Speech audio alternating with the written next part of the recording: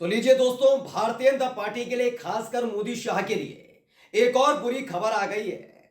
यानी एक राज्य से उनका सूपड़ा साफ होने जा रहा है। और ये ऐसी वैसी खबर नहीं है।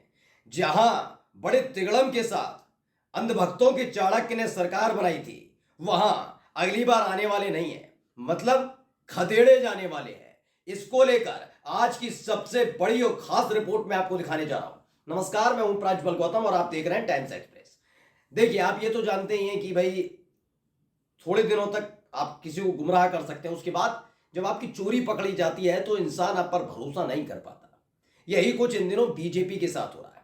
बीजेपी मतलब भारतीय जनता पार्टी, भारतीय जनता पार्टी मतलब मोदी शाह मतलब गुजरात वाली जोड़ी। इनके साथ ये हो रहा है कि इनकी चोरी इस साल लगातार पकड़ी गई। चोरी का मतलब समझिए कैसे।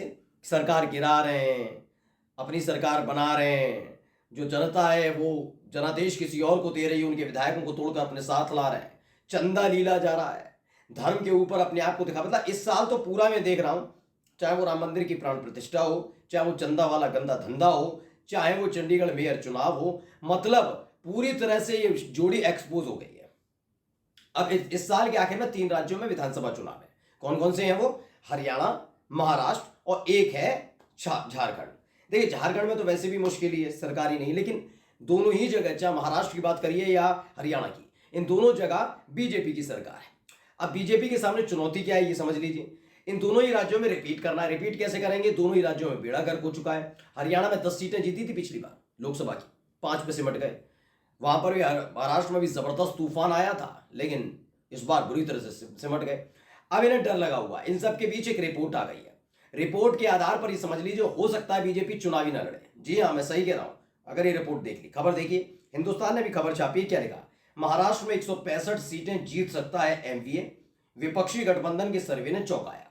अब आप कहेंगे ये सर्वे तो विपक्षी गठबंधन का है, 165 सीटें अपने आप को तो देता ही है इंसान। करते नहीं थे मोदी जी, शाह बाबू नहीं करते थे, उनके इशारे पर पूरा का पूरा गोदी मीडिया नहीं करता था। लेकिन ऐसा नहीं है।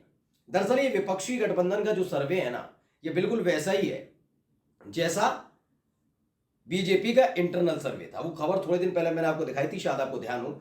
उसमें भी ये बता दिया गया था कि इस बार चुनाव नहीं जीत रहा। यानी कि ये चाहे वो बीजेपी खुद सर्वे करा ले या विपक्षी गठबंधन सर्वे कराए, सर्वे में वही निकल कर आ रहा है। इनसे खासी नाराजगी है, और क्यों नाराजगी हो आगे जाकर बताऊंगा। पहले आप इसे समझिए क्या हो रहा है। इसमें बताया गया महाराष्ट्र विधानसभा चुनाव से पहले किए गए एक सर्वेक्षण के मुताबिक कांग्रेस, शिवसेना और एनसीपी के गठबंधन को 165 सीटें जीतने का अनुमान है। विपक्षी गठबंधन सहयोगियों द्वारा यह सर्वेक्षण राज्य विधानसभा चुनाव से लगभग 3 महीने पहले किया गया है। सर्वेक्षण से पता चला कि एमवीए को राज्य में लगभग 165 सीटें मिलेंगी। हालांकि सत्तारूढ़ महायुति गठबंधन के सहयोगियों को मुंबई, कोंकण और उत्तर महाराष्ट्र में खासा लाभ मिलने का भी अनुमान है। यानी कि इन्होंने ऐसा नहीं कि एक तरफा करके रख दिया हो। इसमें बताया गया है कि साफ साफ जो विपक्षी गठबंधन की तरफ से सर्वे कराया गया तो पता लगा कहां कहां एमवीए यानी कि कांग्रेस, उद्धव ठाकरे की शिवसेना और एनसीपी यानी शरद पवार की एनसीपी कमजोर है। कहां कहां है? मुंबई, कोंकण और उत्तर महाराष्ट्र में। बाकी पूरे महाराष्ट्र के अंदर महाविकास आघाड़ी का डंका बजेगा। यानी सीएम बनने जा रहे हैं उद्धव ठाकरे, साबित हो गया। पहले सीटें कितनी वो समझिए। यहां सीटें हैं 288, और आपको कितने का बहुमत चाहिए उसे? 145। यानी कि 288 विधानसभा वाले महाराष्ट्र में आपको 145 विधायक आपके साथ होने चाहिए। आ कितने रहे महाविकास आघाड़ी के पास? 165, यानी 20 ज्यादा, यानी बहुमत से ज्यादा इनके पास विधायक है। यानी सीधे सीधे उद्धव ठाकरे मुख्यमंत्री बनने जा रहे हैं। अब देखिए क्या है। टाइम्स ऑफ इंडिया ने एक सीनियर कांग्रेस सदस्य के हवाले से लिखा कि हमने लोकसभा चुनावों में महाराष्ट्र में 48 में से 31 सीटें जीती। ये कुल 48 सीटों का लगभग 65% है। हम विधानसभा चुनावों में यही औसत बनाए रखना चाहेंगे, जिससे हमें लगभग 188 सीटें मिलेंगी। दावा तो किया जा रहा है 188 सीटें मिलेंगी महाविकास आघाड़ी की तरफ से, लेकिन जो इन्होंने कहा, हमारा प्रारंभिक आकलन बताता कि लगभग 165 सीटें जीतेंगे। ये एक अच्छी खासी संख्या है, लेकिन फिर भी हम इस साल के अंत में होने वाले वास्तविक चुनावों में अपनी संख्या में सुधार करना चाहेंगे। महाराष्ट्र में सरकार बनाने के लिए कम से कम 144 विधानसभा सीटों की आवश्यकता नहीं, 145 होती है। 288 के हिसाब से आपको 145 विधायकों की जरूरत होती है, और उसी आधार पर आपकी सरकार बनती है। कुल मिलाकर आप समझ लीजिए, ये तो मैंने आपको बता दिया इनका आंकड़ा। समझ गए आप कि सरकार बनने जा रही है। अब चूंकि इसमें बार बार ये लिखा हुआ है कि भैया विपक्षी गठबंधन ने किया, तो अब इसको भी पढ़ लीजिए। ये वाली खबर मैंने आपको थोड़े दिनों पहले दिखाई थी। ये जनसत्ता ने खबर छापी, और क्या लिखा? चुनाव से पहले आंतरिक सर्वे ने बढ़ाई महाराष्ट्र में बीजेपी की चिंता। यानी भारतीय जनता पार्टी में खास तौर पर महाराष्ट्र के अंदर बीजेपी में सर्वे कराया गया कि इंटरनल सर्वे की देखो करके देखो क्या चल रहा है, पार्टी को सिर्फ इतनी सीटें मिलने का अनुमान। अब देखिए क्या है, आगामी महाराष्ट्र विधानसभा चुनाव को लेकर प्रदेश की सभी पार्टियों ने तैयारी शुरू कर दी। बीजेपी की तैयारी भी जोर शोर से चल रही है। इस बीच एक रिपोर्ट ने सबको चौंका दिया, जिसमें बताया गया बीजेपी को आने वाले विधानसभा चुनाव में महज 55 से 65 सीटें ही मिल सकती है, जो पार्टी के लिए बड़े नुकसान के संकेत है।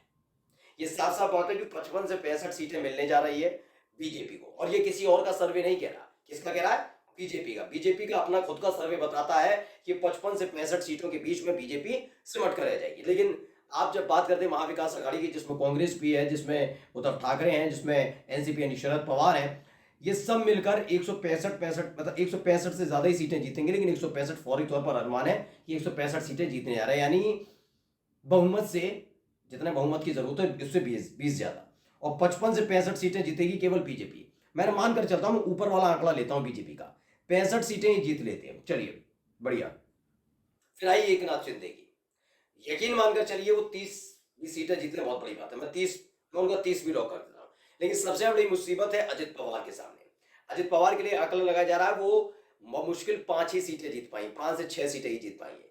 यानी ये अगर ये इस पूरे आंकड़े को आप समझते हैं तो हालत खराब होने जा रही है। इस बार ये भी खबर है कि निर्दलीय बहुत ज्यादा तादाद में विधायक जीतेंगे, यानी न केवल महाविकास आघाड़ी बल्कि निर्दलीय विधायक भी बीजेपी को, अजित पवार की पार्टी के प्रत्याशियों को और एक नाथ शिंदे की पार्टी के प्रत्याशियों को चुनाव हरा सकते हैं।